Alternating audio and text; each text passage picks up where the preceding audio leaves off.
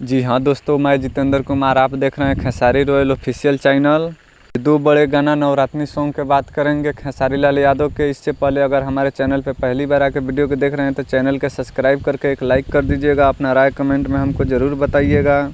जी हाँ दोस्तों, एक पहले गाना आया था, फर्स्ट गाना जो देवी माई से हिला, वो काफ़ी तेज़ी से वायरल हो रहा है।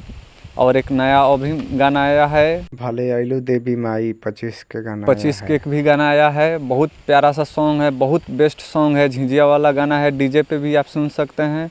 तो दोनों गाना के लिंक वीडियो के डिस्क्रिप्शन में है, वहाँ से आप जाके सुन सकते हैं।